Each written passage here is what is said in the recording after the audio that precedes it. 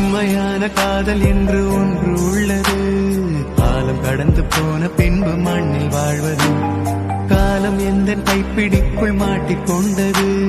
காதல் என்னை விட்டு விட்டு எங்கு சென்றது.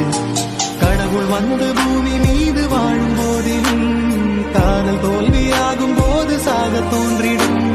காதல் இன்றி பூமி மீது வாழ நேர்ந்திடும்.